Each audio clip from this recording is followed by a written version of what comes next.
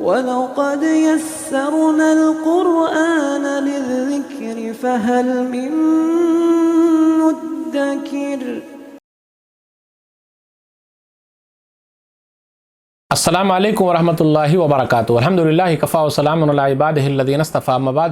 محترم ناظرین اکرام، آسان درس قرآن کے اندر 15ویں پارے کا پہلا رکوع ہے، جس کے اندر سورہ بنی اسرائیل سورہ نمبر 17 کی شروع کی 10 آیتیں۔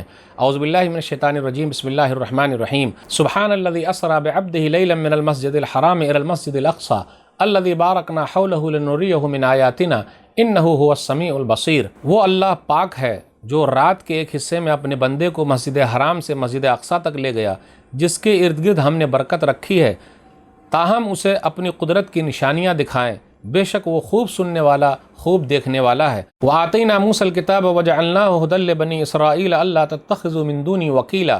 اور پہلے ہم نے موسیٰ علیہ السلام کو کتاب دی تھی اور اسے بنی اسرائیل کے لیے ہدایت کا ذریعہ بنایا تھا تاکہ میرے سوا کسی اور کو اپنا کارساز نہ بنانا۔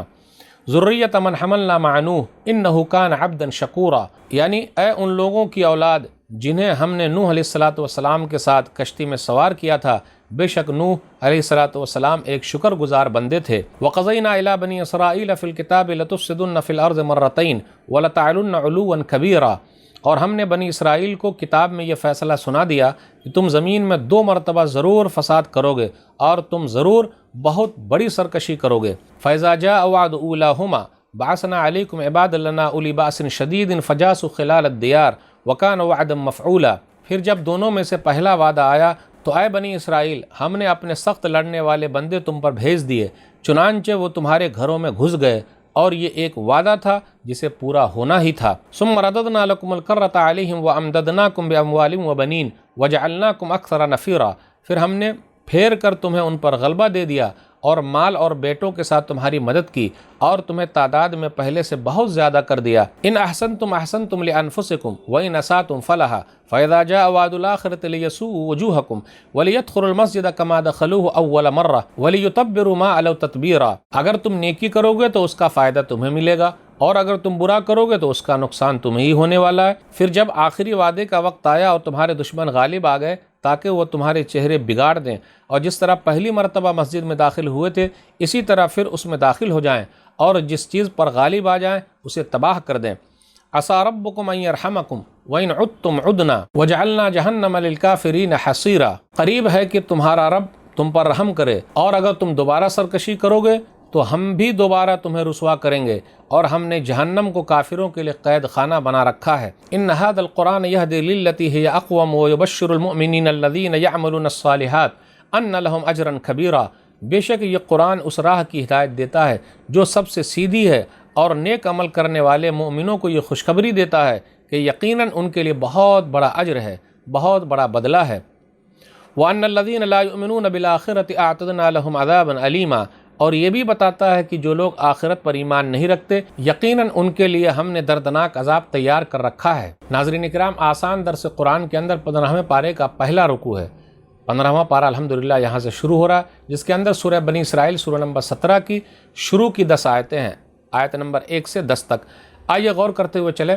سورہ بنی اسرائیل، اس کو سورہ اسراء بھی کہتے ہیں، یہ مکی سورہ ہے، اس کے اندر 111 آیتیں ہیں اور 12 رکوع ہیں۔ نبی صلی اللہ علیہ وسلم نے اس کی فضیلت بیان کرتے ہوئے کہا، اور نبی صلی اللہ علیہ وسلم کے بارے میں آیا کہ نبی صلی اللہ علیہ وسلم سورہ بنی اسرائیل جب تک پڑھ نہیں لیتے رات میں سوتے نہیں تھے۔ حدیث کے اندر آیا، سنن ترمذی کتاب الدعوات کتاب نمبر 45 حدیث نمبر 3405، عائشہ رضی اللہ تعالیٰ عنہ کہتی ہیں، کان نبی صلی اللہ علیہ وسلم لا ینام حتی یقرأ زمر و بنی اسرائیل، کہ نبی صلی اللہ علیہ وسلم رات میں جب تک سورہ زمر اور سورہ بنی اسرائیل، جس کو سورہ اسراء بھی کہتے ہیں، پڑھ نہیں لیتے رات میں سوتے نہیں تھے۔ اب آئیے ذرا غور کرتے ہوئے چلیں کہ نبی صلی اللہ علیہ وسلم کو جو معراج ہوئی ہے اس کا واقعہ اس کے اندر ہے، شروع میں ہے۔ تو یہ اسراء اور معراج دونوں کو ملا دیا گیا ہے اور اس کو معراج کا واقعہ کہا گیا ہے۔ تو نبی صلی اللہ علیہ وسلم کو جو معراج ہوئی ہے، یہ معراج روح کے ساتھ بھی ہے، جسم کے ساتھ بھی ہوئی ہے۔ کوئی یہ کہے صرف روح کے ساتھ ہوئی تو یہ غلط ہے۔ اور نبی صلی اللہ علیہ وسلم مکہ سے فلسطین جب آئے تھے تو اس کو اسراء کہا جاتا، وہ بھی رات کے کچھ حصے میں، اس لیے لیلن کا لفظ آیا، نکرہ ہے، رات کے کچھ حصے میں، پورے حصے میں نہیں، کچھ حصے میں اللہ تعالیٰ نے یہاں سے وہاں تک پہنچا دیا۔ اس لیے اس کو اسرا کہا جاتا ہے، رات میں چلنا۔ اور اس کے بعد نبی صلی اللہ علیہ وسلم فلسطین سے بیت المقدس سے آسمان پر جو گئے تھے اس کو معراج کہا جاتا ہے۔ معراج معنی سیڑھی، معراج کہا جاتا ہے، اور یہ پورے واقعہ کو واقعہ معراج کہا جاتا ہے۔ اب یہ سوال پیدا ہوتا ہے کہ نبی صلی اللہ علیہ وسلم کو معراج کب ہوئی ہے؟ نبی صلی اللہ علیہ وسلم کو معراج جب ہوئی اور آپ معراج پر گئے، صحیح مسلم کی حدیث ہے، حدیث نمبر 162 کتاب الایمان میں، تو معراج کا تحفہ نماز کی شکل میں لے کر آئے ہیں۔ کب ہے یہ معراج؟ کسی نے کہا 17 یا 27 ربیع الاول کو ہے، کسی نے کہا 27 رجب کو ہے۔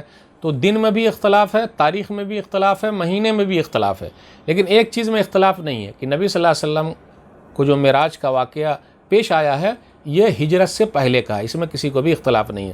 اس لیے ہم اور آپ 27 رجب خاص نہیں کر سکتے، نہ 17 ربیع الاول، نہ 27 ربیع الاول، اس سے لوگوں کو بچنا چاہیے۔ اب آگے بیان کیا جا رہا، ذرا غور کرتے ہوئے چلے کہ مکہ سے فلسطین تک 40 دن لگتا ہے۔ مکہ سے فلسطین جائیں گے تو 40 دن لگے گا، اس لیے مسجد اقصیٰ کو دور کی مسجد، اقصیٰ معنی دور، دور کی مسجد کہا گیا ہے۔ بارکنا حولہ، ہم نے اس کے ارد گرد برکت کی چیزیں رکھی ہے۔ تو آپ دیکھ لیجئے وہاں برکت ہی برکت ہے۔ فلسطین میں بیت المقدس کے پاس یہ علاقہ ایسا ہے جہاں نہریں ہیں، پھلوں کی کثرت ہے، نبیوں کے ٹھہرنے کی جگہ ہے، نبیوں کے دفن ہونے کی جگہ ہے، تو اس لحاظ سے یہ علاقہ بڑی برکت والا ہے، اس لیے کہا گیا اس کے ارد گرد برکت ہے۔ پھر اس کے بعد آگے ذکر ہے نوح علیہ الصلوۃ والسلام کے بارے میں، انہ کان عبدا شکورا، وہ اللہ تعالیٰ کے شکر گزار بندے تھے۔ تو آپ دیکھ لیجئے 14ویں پارے کے آخر میں ابراہیم علیہ الصلوۃ والسلام کے بارے میں ذکر تھا کہ وہ شکر گزار بندے ہیں، اور 15ویں پارے کے شروع میں نوح علیہ الصلوۃ والسلام کے بارے میں شکر گزار بندے۔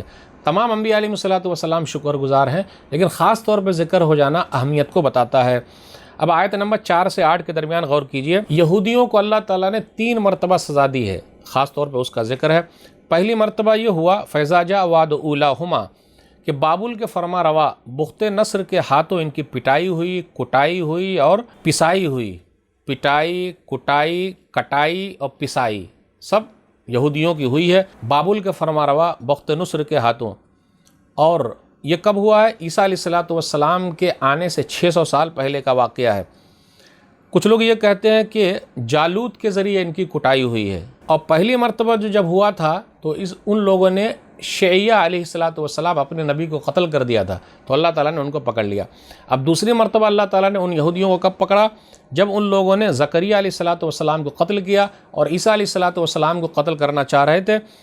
تو یہ کب ہوا؟ 70 عیسوی کا یہ واقعہ ہے۔ رومی بادشاہ ٹائٹس کے ذریعے اللہ تعالیٰ نے ان لوگوں کو پٹوایا، کٹوایا، مروایا اور نقصان پہنچایا۔ یروشلم پر حملہ کیا، لوگوں کو قیدی بنایا، لوگوں کے مال لوٹ لیے، مذہبی صحیفوں کو پامال کیا، بیت المقدس اور ہیکل سلیمانی سب کو تخت و تاراج کر دیا، ہمیشہ کے لیے جلا وطن کر دیا۔ یروشلم سے ان لوگوں کو ٹائٹس نے، بادشاہ نے نکال دیا، اس لیے پوری دنیا میں گھوم رہے۔ ابھی 1948 میں یا 1947 میں امریکہ، برطانیہ، فرانس، جرمنی، ان لوگوں کے رحم و کرم پر فلسطین میں اسرائیل نام سے ان یہودیوں کی حکومت قائم ہے۔ تیسری مرتبہ اللہ تعالیٰ نے ان لوگوں کو جو کٹوایا ہے، وَإِنْ عُدْتُمْ عُدْنَا، کہ جب تم دوبارہ ایسی غلط حرکت کرو گے تو ہم بھی تم سے بدلہ لے لیں گے۔ اور تیسری مرتبہ مسلمانوں کے ہاتھ یہ یہودی لوگ ذلیل ہوئے اور مدینہ سے اور خیبر سے یہ لوگ نکال دیے گئے۔ اب آگے قرآن کریم کے بارے میں ہے، آیت نمبر 9 اور 10 پر غور کیجئے، یہ سیدھے راستہ دکھاتا ہے اور ایمان والوں اور نیک عمل کرنے والوں کو بڑے بدلے کی خوشخبری سناتا ہے۔ تو پتہ یہ چلا ایمان لانا، نیک عمل کرنا ہے۔ اللہ سے دعا ہے کہ اللہ تعالی ہم لوگ قرآن کریم کو پڑھنے، سمجھنے، عمل کرنے اور لوگوں تک پہنچانے کی توفیق دے، آمین۔ والسلام علیکم ورحمۃ اللہ وبرکاتہ۔ اور مزید ویڈیوز کو دیکھنے کے لیے آپ ہمارے YouTube چینل کو سبسکرائب کریں۔ فجزاکم اللہ خیرا۔